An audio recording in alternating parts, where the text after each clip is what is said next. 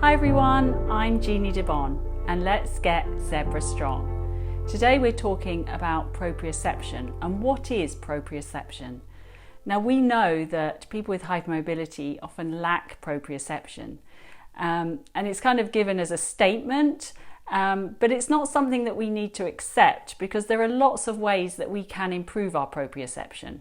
But what is it and what does it mean? So it basically means, where are my joints in space? Where is my body in space? So do I have awareness of what my body is doing, how it's doing it? Do I feel those sensations and can I control them?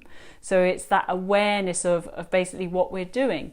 And people with hypermobility often feel that they're clumsy, that we bump into things a lot. You know, we're covered in bruises, we don't know where they've came from.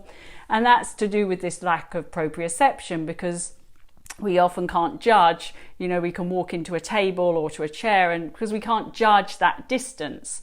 So lack of proprioception sort of falls into our everyday life as well. So it would be really useful for us to be able to improve that.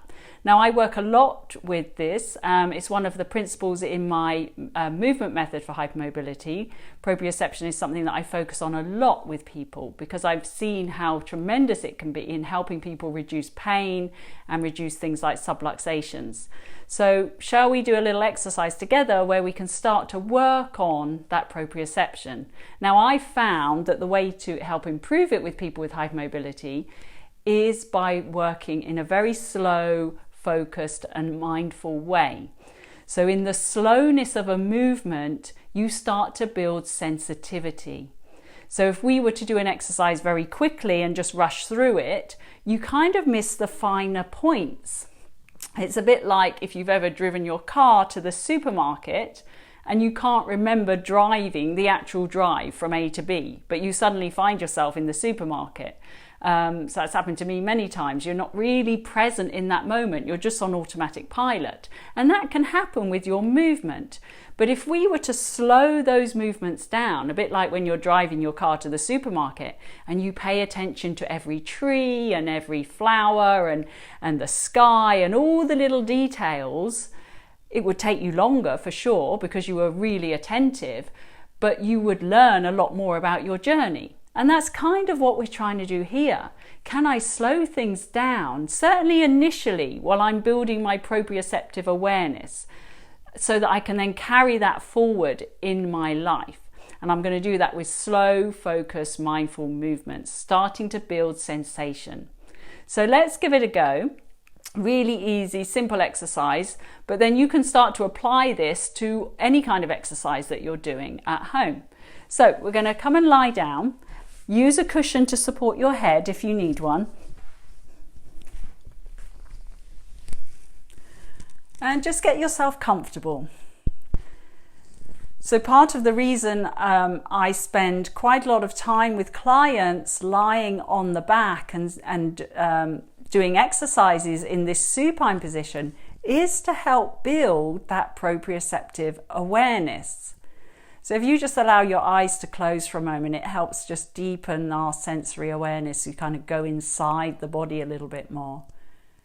But if you pay attention to all the parts of your body that are touching the floor, you become aware of them. So can you become aware of your feet and your pelvis and your ribs and your head and the back of your arms? Really notice the texture of the mat underneath you, or the floor or the carpet, wherever you're doing this. Notice how it feels. And then as you're next taking an exhale and you feel the body sinking into the ground as you get heavier with your exhale, we're going to allow the arms to just slowly float up off the floor, palms facing each other, and you're going to have your fingertips pointing directly above you up to the ceiling. Now I want you to just pay attention as to whether your shoulders still feel heavy into the mat. So are you consciously aware of the weight of your shoulders? You may of course have noticed that your shoulders have lifted off the mat. in which case just take an out breath and let them sink and soften into the ground. See if you can soften the elbows, but see if you can be aware of the space between your fingers. So even here, can I be aware of my hands? Now from here, just want you to do a very gentle, I call them shoulder glides, so a very gentle movement where we're going to be lifting from sort of the scapular area. We're going to inhale and lift the scapula off the mat. So we're going to inhale and feel that shoulder blade has come off the mat. As you exhale, can you feel the weight of your arm and the shoulder blade as it comes back down? So we do the other one. We inhale. Can you notice that very small, subtle movement around the shoulder blade? And then can you feel the weightiness as it comes back down? So we're going to inhale up. Try and keep the elbows soft. So the movement is coming from the back of the arm, the back of the rib cage. It's not coming from the hands.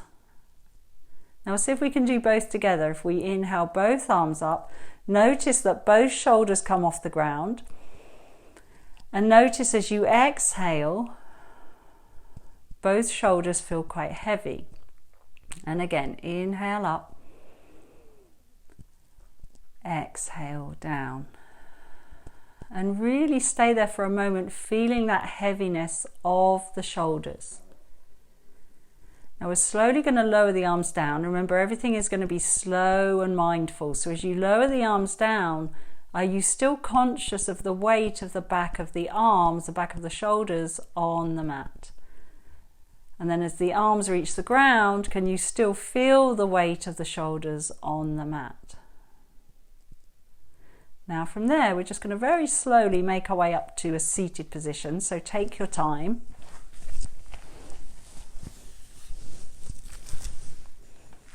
And then just find a comfortable seated posture, if on a chair or on your mat, however works for you. And let your arms rest. And you can close your eyes again if that helps. So we just spent some time lying on our back, moving the shoulders, moving the scapula. So in a more functional upright position, can you still feel the weight of your shoulders? Can you feel the heaviness where the shoulders are draped down your back?